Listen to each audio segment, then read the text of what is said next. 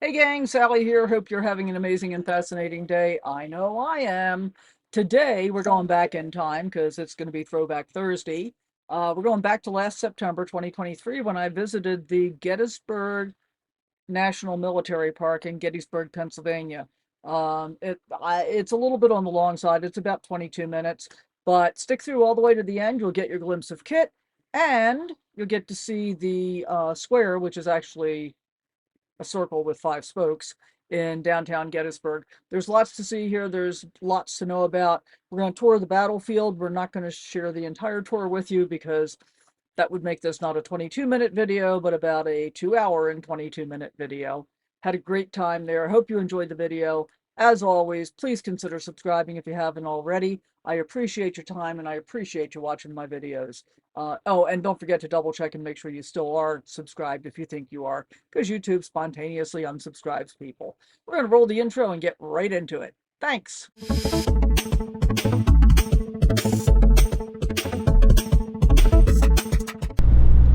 We're heading for the first stop on the auto tour. Cool buildings. Welcome to historic Gettysburg.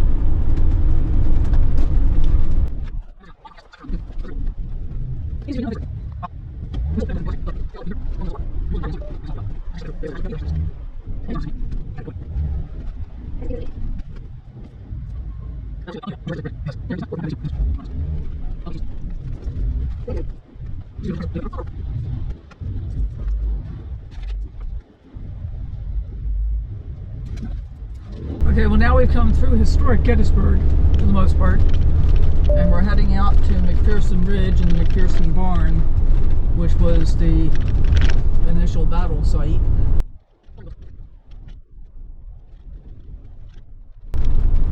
So this was General Lee's headquarters here that we're just passing, and then out here on the left is going to be the barn.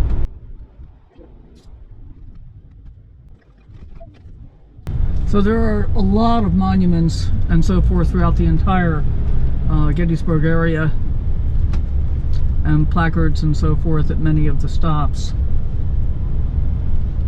That was for the 150th Pennsylvania Infantry. So Lee's whole idea in coming to Gettysburg was to get the Union Army to follow him up here and have one big, decisive fight that was going to actually end the war. And it did. And what he was hoping was that if it didn't actually end the war, at least it would be decisive enough that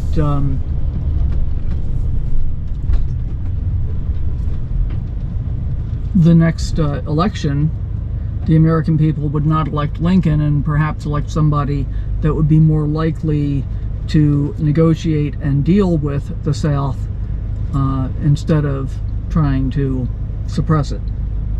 So, kind of interesting.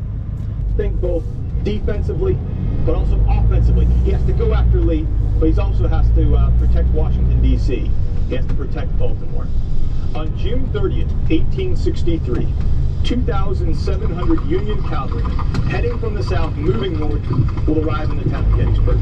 They're commanded by a soldier named John Buford, a rugged, tough soldier with a good eye for ground. John Buford will see, coming down the Chambersburg Road behind me, moving towards the town of Gettysburg, a brigade of Confederate infantrymen. This brigade of Confederates is led by a soldier named Johnston Pettigrew. Pettigrew doesn't expect to find Union cavalry in Gettysburg. The last thing John Buford expected to see heading towards Gettysburg was Confederate infantry. Pettigrew will halt his advance in the road, he'll turn around, and he'll lead his column back to the base of the mountains, again, about 12 miles in the distance. Johnston Pettigrew will tell his division commander and his corps commander, General Henry Heath and General A.P. Hill respectively, that he encountered Union troops, the Army of the Potomac, in the town of Gettysburg. The next day, July 1st, 1863, General Harry Heath and about 7,000 Confederate infantrymen will head back down the road to Gettysburg to see what they uncover in the town.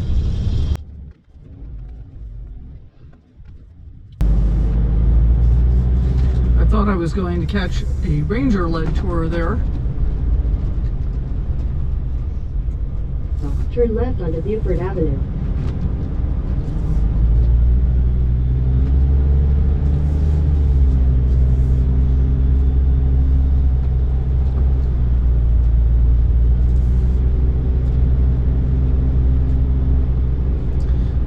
Army thinks the temperature is up to 92. And it is definitely warm in the sun.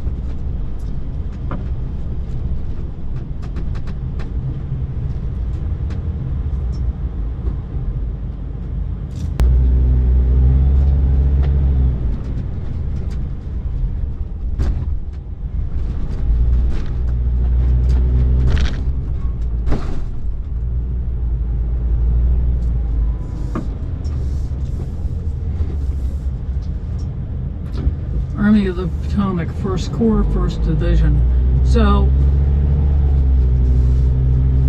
one thing that's not clear to me at all is who erected all these monuments. Like, did each of the divisions erect their own, or did the National Park Service do it? How'd that happen? Crossing over the railroad, that's an important part of the whole Civil War situation. And you can apparently also do this as a virtual tour with video. Turn left.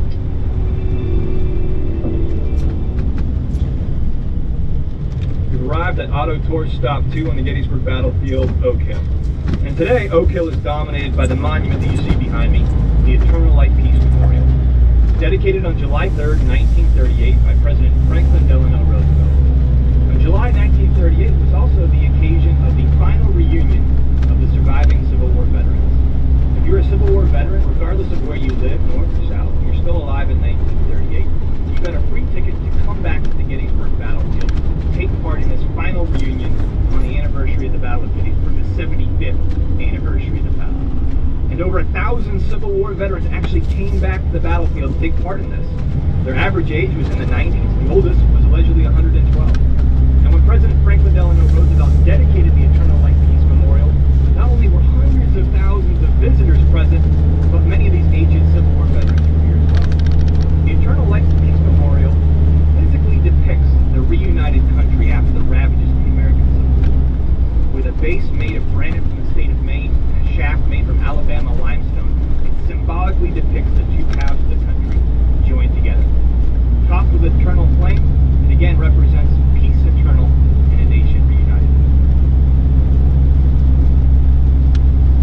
We're now standing on Oak Hill, Auto Tour Stop 2 on the Gettysburg Battlefield, and we're looking roughly due south towards the town of Gettysburg. Gettysburg today is marked by the prominent buildings you see in the background.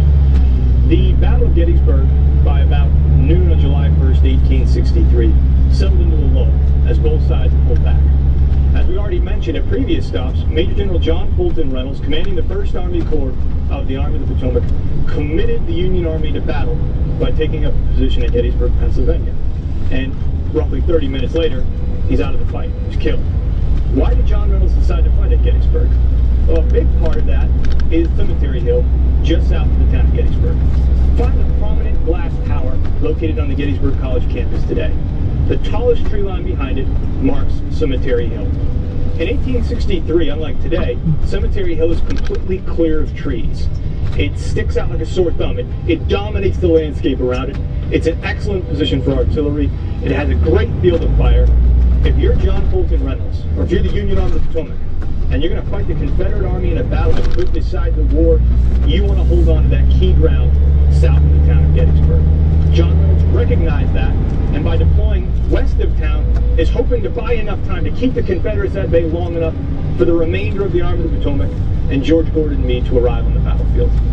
Now, neither Robert E. Lee, commander of the Army of Northern Virginia, nor George Gordon Meade, commander of the Army of the Potomac, expected the battle to happen at Gettysburg on July 1st. Again, it happens almost by accident. It's a collision as these two armies kind of bump into each other.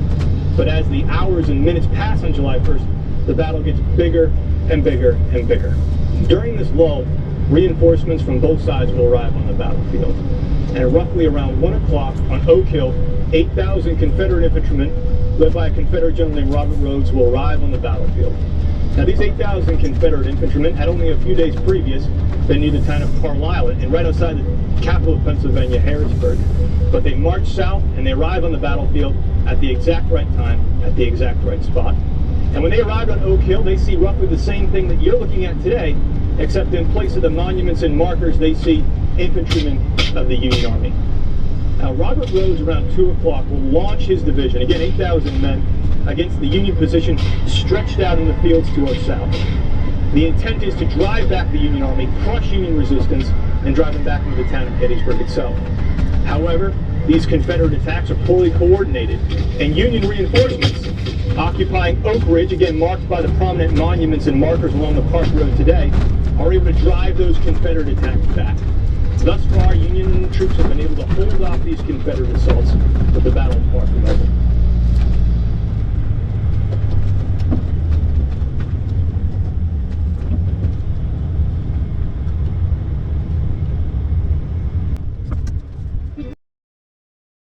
We've left Auto Tour Stop 2, Oak Hill, and headed south to Auto Tour Stop 3, called Oak Ridge, a position defended by Union troops of the 1st Army Corps on the afternoon of July 1st, 1863. Now, as we mentioned at our last stop, during that midday lull, reinforcements from both sides arrived on the battlefield. 8,000 Confederate infantrymen, led by Robert Rhodes, occupied Oak Hill and launched assaults against this position here. We're heading for Seminary Ridge, but I think right now we're in the Lutheran Seminary.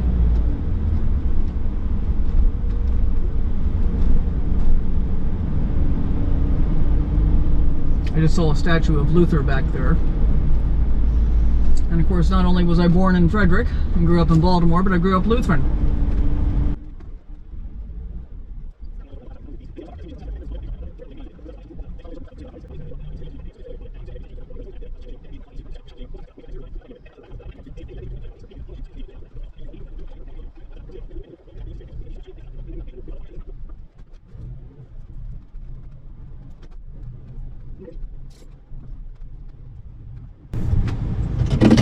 Should we go look? So you can do great big tours like the one up ahead of me there. By the way, we're at Auto Tour Stop number 4, which is a monument to North Carolina. You can also do small individualized tours like this one right here. This guy's only got one couple. No idea what that costs, but that would be a good way to do it. And you can also do the auto tour, which is what I'm doing because, you know, we've got the Kitster. Well, yeah, though we do. We have the Kitster. And the auto tour is really, really good. It's got audio narration for each of the stops. And it also has video narration. You can do a whole, like, virtual tour if you wanted to. I haven't looked at the video yet to see how that is because, you know, I'm looking at it here in person. And all of the monuments were erected by the individual states. So I got the answer to that question. Some of the cannons are more effective than others. And they had about 4 or 5 different kinds of cannons involved, at least in this part of the battle. We're on what's called Seminary Ridge. We just came through the Lutheran Theological Seminary. And then out about a mile that way is Cemetery Ridge, which many people thought of as being a more important part of the Battle of Gettysburg than the one at Seminary Ridge.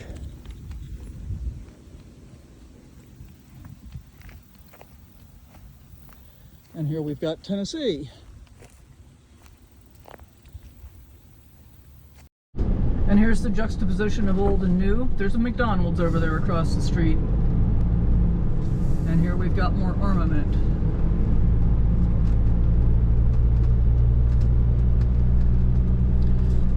They definitely are kind of running us around in circles, but I sort of understand why now. They talk about the battle being in the shape of a fishhook. We're heading for the Soldiers National Cemetery now. 51,000 lost in battle. Not all were killed. Some were just lost, as in lost. And I think we're not actually going to be able to see it because no dogs are allowed here. I was hoping we could see it from the road. But it doesn't look like we'll get much of a view, maybe. Maybe we will. Let's see.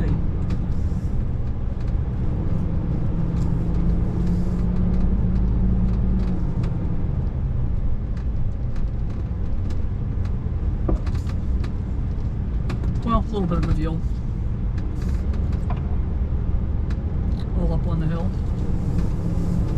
Now, it's okay. We can't, you know, can't do everything. And I'm committed to Kit and what's best for him right now. Okay, well, I don't know why I kept saying 24 stops. It's 16. We're going to head over and see if it looks like we can get in to Eisenhower's Memorial. Well, we can't go to the Eisenhower Memorial because it says no buses, RVs, or trailers.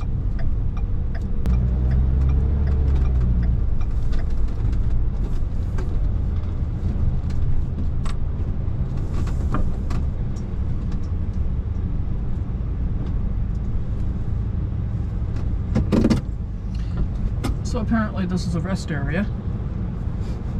Now I gotta figure out what's next. Well, we just had a big clap of thunder and a peal of lightning. No, that's backwards, I think. Peal of thunder, clap of lightning? I don't know. Lightning over to the right there.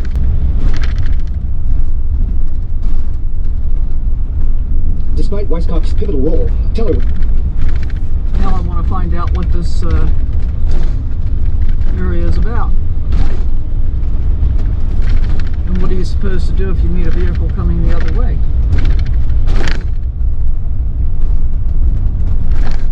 I'm guessing relatively few people bother to do this part of the tour.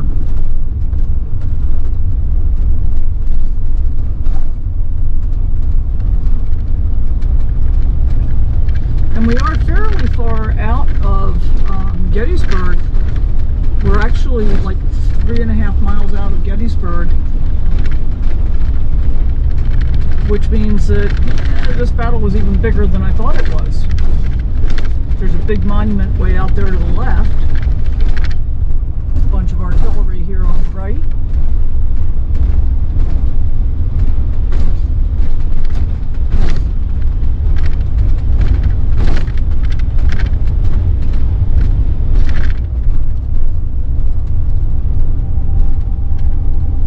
More lightning up ahead.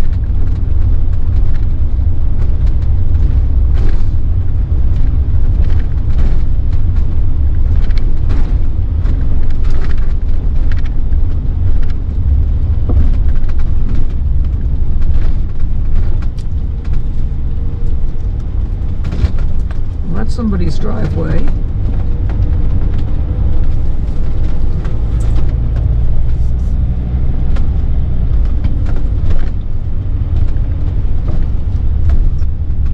Apparently, this is called Cavalry Avenue because this is where the cavalry... East Cavalry Avenue toward Low Dutch Road, then turn left onto Low Dutch Road.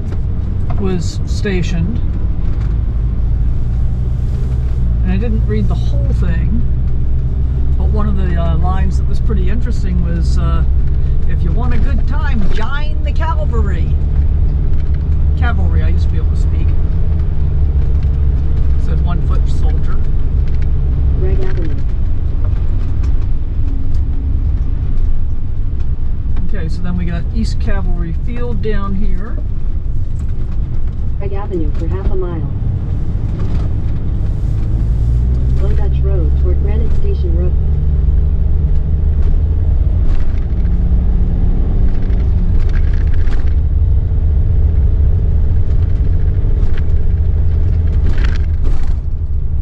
Oh, here's that big monument that I saw from the other road.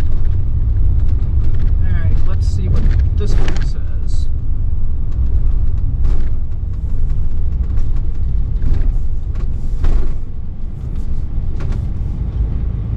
Maryland, tribute to her loyal sons.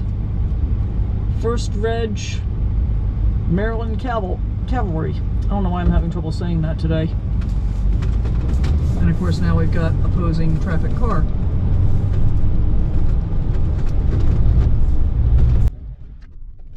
Army of the Potomac Cavalry Corps, 3rd Division, 2nd Brigade. Brigadier General George A. Custer. We know who he is, right? And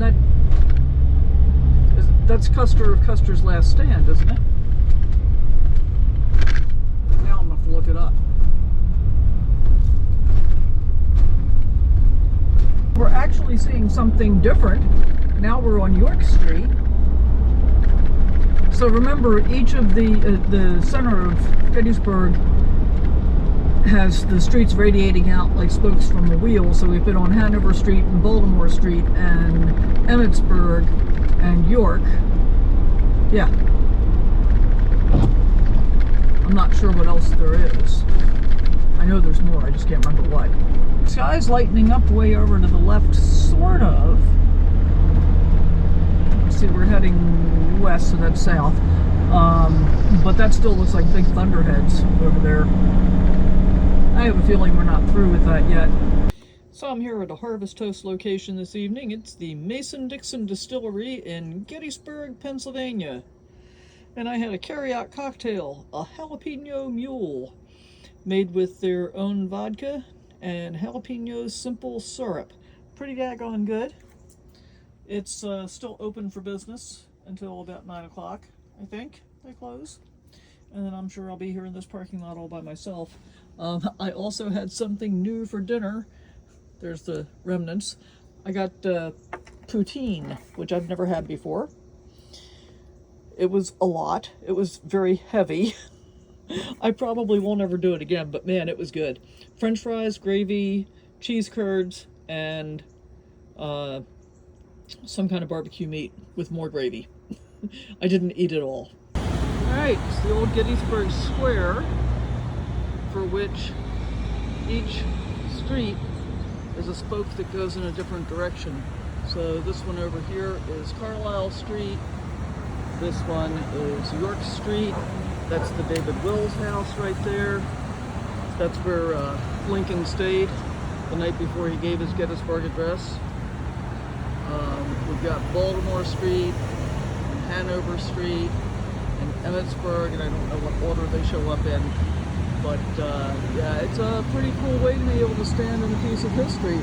Is it not? What do you say, Kit? What do you say? Kit says, let's keep going. Let's get going, Mom.